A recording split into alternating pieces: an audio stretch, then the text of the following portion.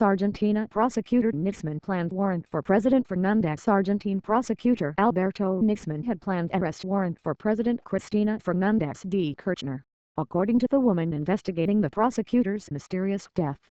Lead investigator Viviana Thien said the draft warrant was found in a rubbish bin in Mr. Nisman's apartment complex. Mr. Nisman was found dead in his Buenos Aires apartment last month, with a single bullet wound to the head. Investigators have yet to establish if he killed himself, or was murdered.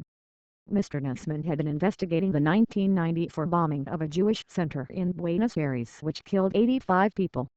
He died hours before he was due to testify in Congress against President Fernandez, whom he had accused of covering up Iranian involvement in the 1994 attack. President Fernandez has denied the allegation. Iran has also denied involvement in the attack. LineWire Davies, BBC News, Buenos Aires. Horacio Verbitsky, one of Argentina's most experienced journalists and human rights investigators, told me in his Buenos Aires flat last week, "There's no point trying to speculate who killed Nisman, because we just don't know." Mr. Verbitsky is, of course, dead right. Alberto Nisman probably alienated many people as, with the zealous attitude of a man on a mission, he put the finishing touches to his controversial report into the 1994 bombing. But that does not mean any of the people he criticized in the report were responsible for his death.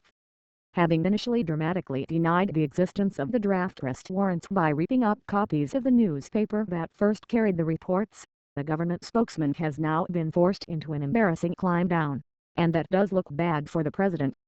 So to the apparent pressure the government continues to put on case investigators and fringe players by relentlessly commenting on what should be an independent judicial investigation.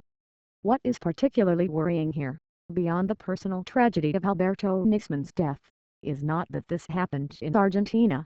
Such murky deeds could happen in any city in any country. It is the fact that most Argentines clearly do not expect their government or its institutions to get to the truth, just as the 1992 and 1994 atrocities remain unresolved. Line MS Thien told a local radio station on Tuesday that the draft warrant was in the file.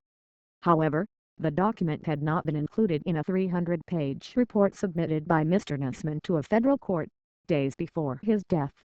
The government dismissed as garbage a local newspaper report earlier this week that referred to the existence of the draft warrant.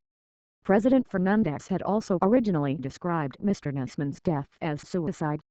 However, in a televised speech last week, the president suggested that rogue elements in Argentina's intelligence service had fed Mr. Nisman false information and manipulated him.